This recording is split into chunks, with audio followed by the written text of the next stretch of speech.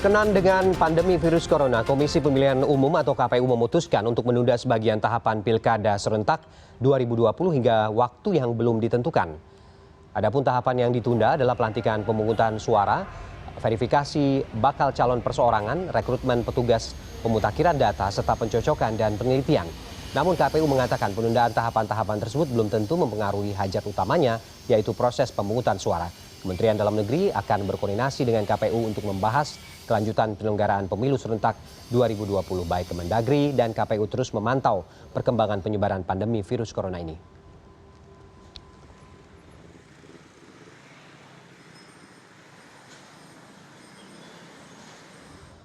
Komisi Pemilihan Umum KPU maksud kami memutuskan untuk menunda sebagian tahapan Pilkada serentak 2020 hingga waktu yang belum ditentukan.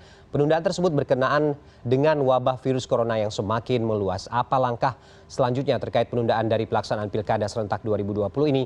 Untuk membahasnya kita sudah terhubung dengan sejumlah narasumber. Yang pertama ini yang sudah ada di sambungan telepon ada Ahmad Doli Kurnia, Ketua Komisi 2 DPR RI. Selamat malam Bang Doli. Malam, Assalamualaikum. Ya, dengan Ferdi. Waalaikumsalam, Bang Doli, dengan Ferdi di sini, Bang. Ya, Mas Ferdi. Ya, Bang, kita juga menunggu dari KPU ada Bang Ilham Saputra. Nanti juga kita akan tersambung dengan Bang Ilham, tapi memang kami masih upayakan, masih ada gangguan. Tapi sebelum ke Bang Ilham juga nanti akan tektok begitu, Bang Doli. Kita ingin mengkonfirmasi terlebih dahulu.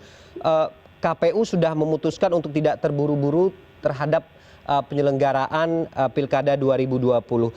DPR Komisi 2 khususnya merespon ini bagaimana Bang Doli?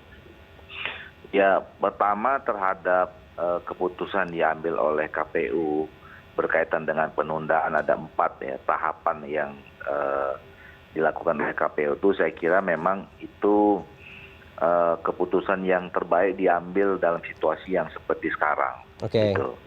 Ya, artinya kita kepentingan utamanya adalah bagaimana supaya situasi pandemi virus corona ini kan tidak meluas gitu ya. Apalagi memang di beberapa daerah penyelenggara itu sudah ada yang terpapar gitu.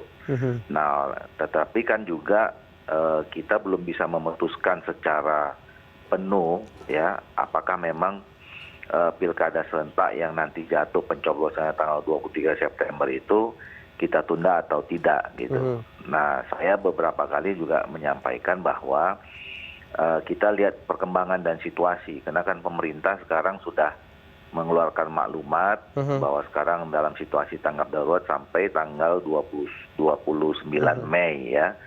Nah, artinya sampai tanggal 29 Mei kan pemerintah sedang berupaya untuk mengendalikan situasi. Oke. Nah, jadi selama memang dalam situasi tanggap darurat ini saya kira menunda beberapa tahapan yang terutama itu kan tahapan yang melibatkan banyak orang. Karena si petugas kan harus juga datang memverifikasi, ketemu orang, segala macam. Nah, itu juga kan sangat rentan. Jadi saya kira apa yang diputuskan oleh KPU itu adalah situasi yang saya kira tepat dalam situasi yang sekarang ini. Oke, walaupun kemudian dari keputusan KPU tersebut penundaan tahapan-tahapan ini belum tentu juga mempengaruhi hajat utamanya itu proses pemungutan suara. Artinya ini masih pemetaan masih terus berlangsung begitu Bang ya? Iya, artinya kan keputusan kita gini kan itu tanggal 23 September. Ya. Sebenarnya waktu kita juga masih cukup panjang gitu ya, cukup panjang. Dan kita kan tadi seperti yang saya katakan batas akhir tanggap darurat yang sekarang ini sampai 29 Mei. Oke. Jadi artinya mungkin masih ada beberapa bulan kemudian nanti sampai ke hari pencoblosan. Dan ini sekali lagi saya kira nanti kita akan lihat perkembangan dan kita koordinasi terus. Ya, mungkin nanti antara DPR, pemerintah dan KPU juga terus berkoordinasi melihat perkembangan apa nanti yang memang kita bisa lakukan kemudian gitu. Ya, setelah situasi tanggap darurat ini apakah memang sudah bisa diakhiri sampai 29 Mei atau diperpanjang kan nanti kita masih lihat perkembangan kan gitu. Kita sih berharap pandemi ini bisa segera terkendali gitu ya. Sehingga memang masyarakat itu semua dalam keadaan yang sehat, gitu kan, yang terkena serangan juga bisa segera sembuh, gitu, dan kita tidak meluas lah wabah ini, kira-kira begitu. Oke, Bang Doli. Kita tahan dulu, Bang. Saya ingin menyapa Bang Ilham dulu. Bang Ilham, selamat malam, Bang. Malam, Fer. Ya, Bang Ilham, tadi Bang Doli sudah mengatakan bahwa kemudian kita juga sebenarnya dengan penundaan tahapan pilkada ini masih cukup waktu, tapi terus dengan pemetaan dan juga koordinasi antar lembaga. Tapi sebelumnya kita ingin mendapatkan konfirmasi juga, Bang Ilham, apa kemudian yang mendasari KPU memutuskan untuk menunda beberapa tahapan pilkada serentak 2020 ini, Bang? Ya, pertama kita nggak punya pilihan karena pandemi ini selain global juga menyerang beberapa daerah di Indonesia. Sehingga kami menganggap bahwa lebih penting kesehatan para aparat kami, para staf kami dibandingkan dengan kemudian penyelenggaraan atau perhelatan pilkada ini. Karena biar bagaimanapun buat kami kesehatan masyarakat menjadi nomor satu. Nah, jadi beberapa hal yang kami tunda adalah pertama pelantikan PPS. Jadi sebetulnya kan ibaratnya kita siapkan untuk membantu kita di tingkat desa. Di tingkat kecamatan sudah ada PPK, sudah kita sahkan, sudah kita resmikan. Nah, kemarin di beberapa daerah, terutama daerah-daerah yang terkena pandemi COVID-19 ini, ada yang kemudian berkoordinasi dengan pemerintah daerahnya, dan pemerintah daerahnya mengatakan bahwa tidak boleh ada keramaian. Oleh karenanya pelantikannya kami tunda. Ya, kami tunda. Kemudian nanti juga ada, setelah kami melakukan verifikasi administrasi kepada calon perseorangan yang mendaftar di beberapa daerah, baik provinsi maupun kabupaten kota, nah itu juga kami tunda. Ya. Kemudian yang ketiga adalah perekrutan PPDP, petugas yang akan melaksanakan coklit, dan pelaksanaan coklit itu sendiri untuk pengesahan DPT atau untuk kemudian mengumpulkan DPT yang akurat, DPT yang nanti akan dibuat atau dijadikan patokan sebagai pembuatan logistik bagi surat suara nanti di hari H pada tanggal 23 September. Seperti itu, Mas Ganti. Tahapannya ini kan berarti ada tenggang waktu yang akan ditentukan untuk masing-masing. Bagaimana pemberlakuan ini, Bang Ilham?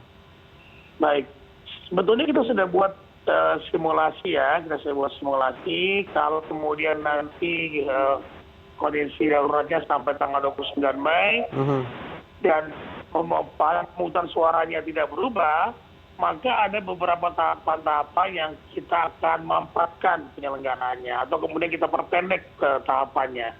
Tetapi tentu saja itu berimplikasi kepada misalnya saja jika nanti kampanye kita akan perpendek. Nah, ini apakah merugikan atau tidak bagi para kontestan atau pasangan calon nantinya. Kemudian nanti ketika misalnya pencalonan itu kita perpendek, bagaimana kemudian nanti jika pencalonan di masa pencalonan itu ada sengketa, sengketa terkait dengan pencalonan yang nanti misalnya saja tidak kita loloskan. Nah, kemudian pasangan yang tidak kita loloskan itu melakukan sengketa. Nah, kemudian kami juga sudah menghitung, membuat simulasi terhadap produksi logistik dan juga distribusi logistiknya yang dalam jangka waktu 61 hari. Nah, tentu saja kita akan hitung ini terlebih dahulu. Kalau kemudian sampai tanggal 29 Mei masa siaga tersebut dan kemudian kita tidak bisa, maksudnya harus menggeser hari H pemungutan suara, oleh karenanya kita akan mengkoordinasi seperti kata Bang Doli tadi dengan pemerintah, dengan DPR, apa kemudian perlu dibuat perpu atau memang penting dibuat perpu karena ada perubahan pergeseran bulan pemungutan suara seperti yang diatur dalam undang-undang pilkada. Artinya memang untuk mendesak perubahan perpu ini, kalau kemudian ada perubahan tahun mungkin Bang ya, maksudnya tidak dalam 2020 ini, atau memang pemetaan ini benar-benar menjadi salah satu parameter untuk kemudian langkah-langkah ini masih akan terus dilakukan atau tidak begitu ya? Ya, bergeser sebulan saja, Ferdi, itu sudah harus ada perpu. Karena undang-undang menyebutkan bulannya. Jadi tahun 2020 itu pelaksanaan pilkada pada bulan September 2020. Maka jika bergeser ke bulan November atau bulan Oktober atau bahkan bulan Desember, itu juga diperlukan Perpu. Karena undang-undang menyebutkan secara detail pada bulan September 2020. Oke. Saya ke Bang Doli. Bang, kalau untuk urusan revisi undang-undang atau menerbitkan Perpu ini bagaimana kemudian, Bang? Apa kajiannya? Iya, saya kira nanti itu tergantung dari bagaimana kajian terakhir kita melihat situasi pasca tanggap darurat yang berakhir tanggal 29 Mei. Jadi saya kira saat ini KPU juga sudah mengeksersis ya, kira-kira kalau misalnya 4 tahapan yang diundur sampai tanggal 29 Mei, saya kira masih cukup ada tahapan berikutnya yang bisa digantikan waktunya dengan pemenundaan yang sekarang ini sampai ke tanggal 23 September. Nah, tapi kan sekali lagi kita akan melihat sampai situasi tanggal 29 Mei.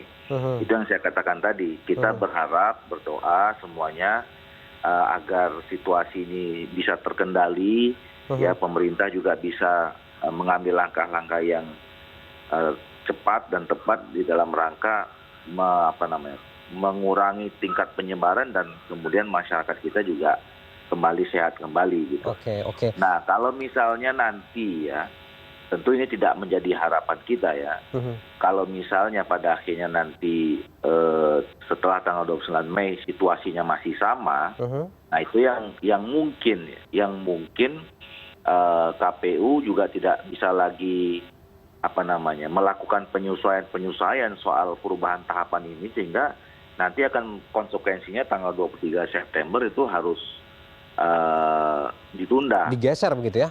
Nah, kalau memang nanti pada akhirnya melihat situasi perkembangan kita semua sepakat, ya, pemerintah, DPR, kemudian KPU, tidak memungkinkan lagi tahapan-tahapan ini bisa dilakukan sehingga batasnya sampai 23 September itu harus ditunda, ya, maka tidak ada jalan lain harus diterbitkan Perpu, karena kalau kita membuat revisi undang-undang dalam waktu singkat itu kan tidak mungkin ya, apalagi memang kita di DPR itu sudah bertekad bahwa revisi undang-undang pilkada itu termasuk undang-undang pemilu itu kita lakukan untuk pilkada yang berikutnya gitu.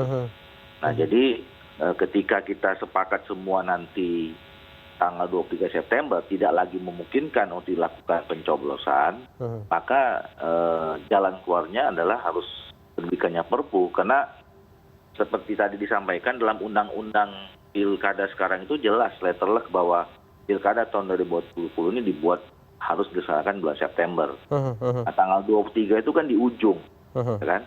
Jadi kalau lewat 2-3 hari sih saya kira nggak perlu Perpu. Tapi kalau tahapan ini 4 tahapan ini saja misalnya nanti juga berentetan dengan tahapan berikutnya, pasti kan undurnya bisa mingguan atau bahkan bulanan kalau misalnya situasi penyebaran pandemi virus ini tidak terkendali gitu. Oleh karena itu kalau lewat bulan September ya harus ada diterbitkan Perpu. Oke, Bang Ilham, kalau kita lihat kan ada 270 daerah nih yang akan ikut dalam Pilkada serentak 2020. Artinya kemudian pemetaan ini cukup rigid dilakukan melihat bagaimana juga perkembangan wilayah tersebut dari wabah virus corona yang sekarang terjadi begitu. Apakah ini koordinasinya juga akan terus secara keseluruhan atau bagaimana, Bang? Atau hanya memantau dari per wilayah saja?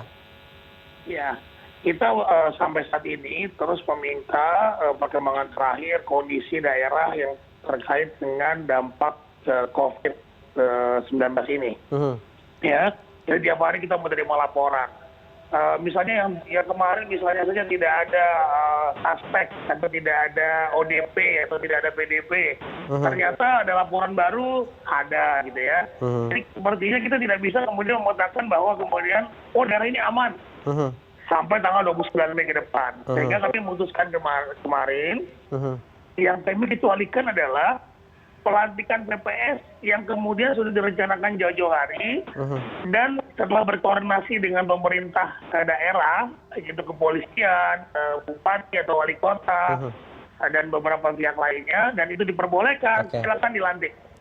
Tetapi bagi yang belum bisa, jangan dilantik dulu. Nah, jadi kami melihat perkembangan setiap hari dari grup WA kami dan juga laporan-laporan tertulis dari teman-teman KPU provinsi untuk terus mendeteksi ya, dan membuat detail dari laporan daerah-daerah mana saja yang terkena dampak COVID-19 ini. Termasuk juga dengan gugus tugas percepatan penanganan corona dari pemerintah ya Bang ya?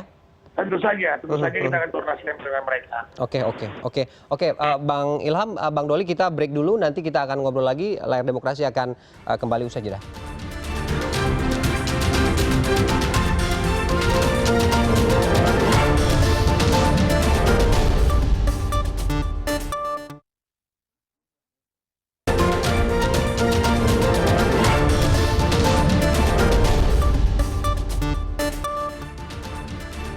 Kita kembali ke diskusi kita malam ini masih dengan Bang Doli dan juga Bang Ilham. Bang Doli, dengan rekomendasi penundaan seperti ini, apa yang paling penting Bang? Ada kemudian penyiapan SOP yang benar-benar harus dipastikan semuanya dari hasil evaluasi yang berjalan saat ini.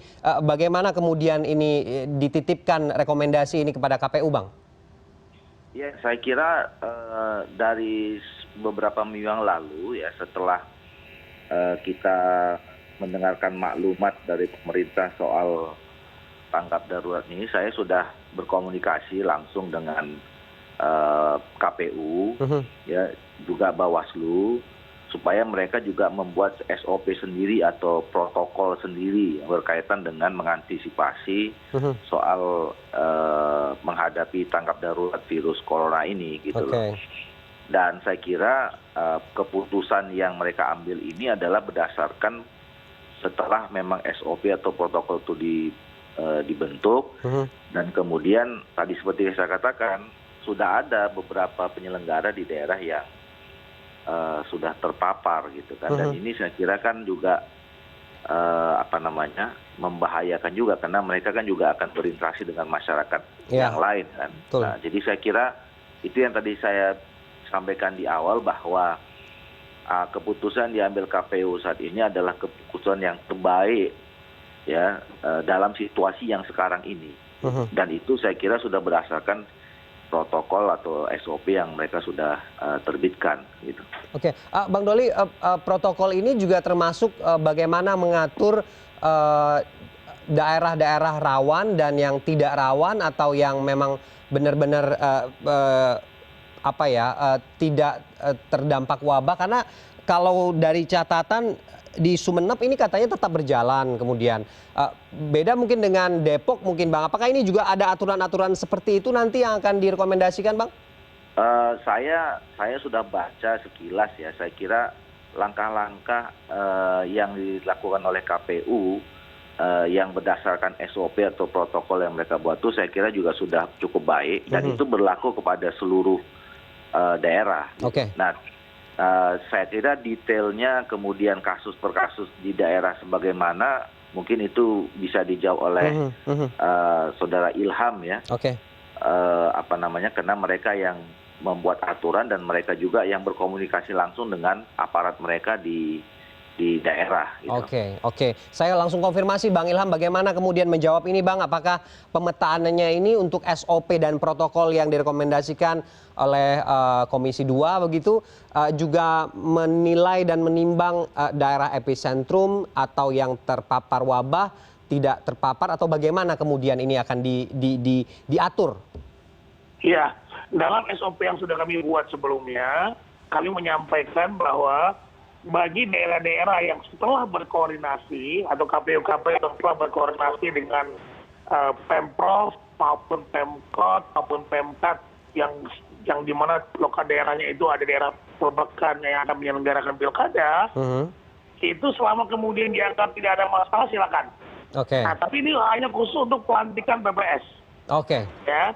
Karena sekali lagi kalau kemudian kami melakukan setelah pelantikan PPS kita akan melakukan verifikasi faktual untuk dukungan calon perseorangan, ya, maka itu kan intensitas PPS kami yang akan datang door to door kepada masyarakat itu kan juga perlu kita perhatikan, ya, karena kalau itu tidak diatur atau kemudian nanti kita teruskan dengan masa pandemi yang sekarang sedang lagi naik-naiknya, maka kami khawatir akan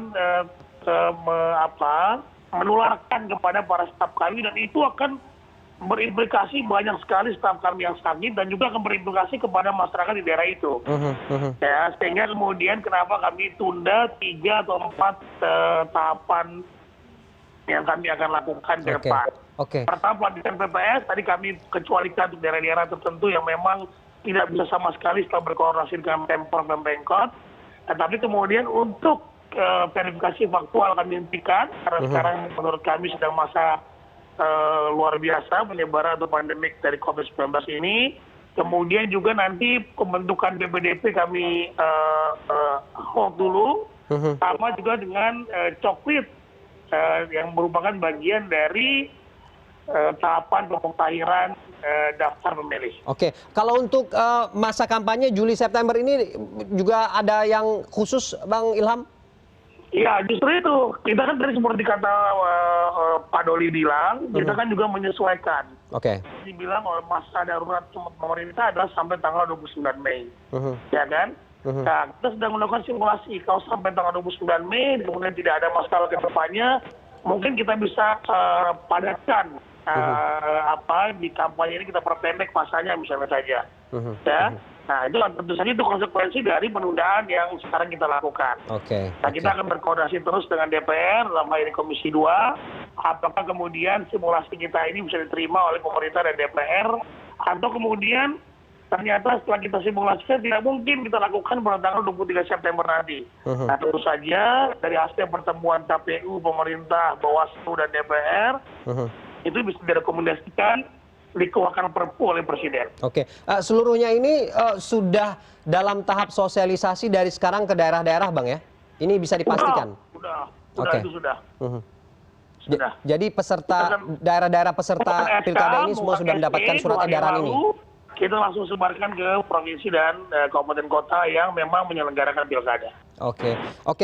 Bang Doli, terakhir ada catatan penting lain, Bang. Bagaimana kemudian kita sadar bahwa wabah ini menjadi salah satu penghalang untuk pesta demokrasi pilkada serentak ini.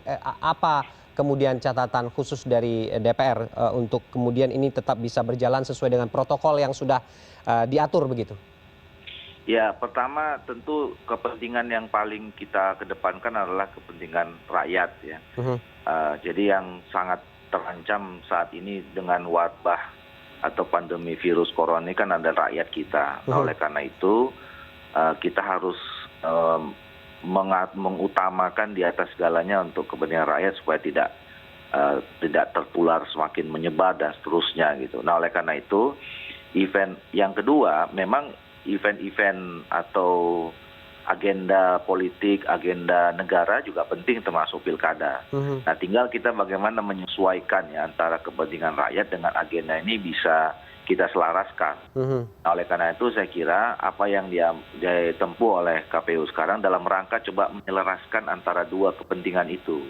Jauh ini mudah-mudahan sampai tanggal 29 Mei saya kira kita bisa kendalikan situasi ini sehingga nanti pasca itu kepentingan rakyat juga kemudian pelaksanaan agenda negara itu bisa dijalankan dengan baik. Nah, yang kedua saya kira KPU juga dengan protokol atau SOP yang mereka sudah buat gitu ya, ini harus juga dimonitor betul bagaimana supaya protokol itu bisa dijalankan dengan baik oleh aparat-aparat penyelenggara sampai ke tingkat paling bawah.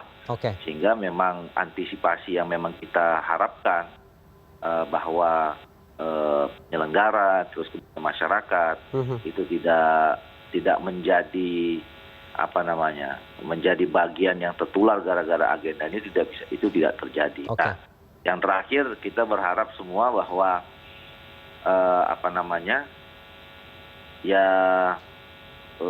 situasi segera pulih ya. bisa terkendali. Ya, kita berdoa semuanya, ya, seluruh bangsa dan rakyat Indonesia berdoa agar bangsa dan negara kita dilindungi dan ya masyarakat harus ya menjalankan apa yang menjadi pesan pemerintah, supaya hidup bersih, hidup sehat dan segala macam gitu, sehingga memang kita semuanya selamat. Oke, baik. Terima kasih, Bang Doli. Terakhir ke Bang Ilham, rekomendasi tersebut tentu menjadi catatan kerja cepat dalam waktu dekat dari KPU apa, Bang?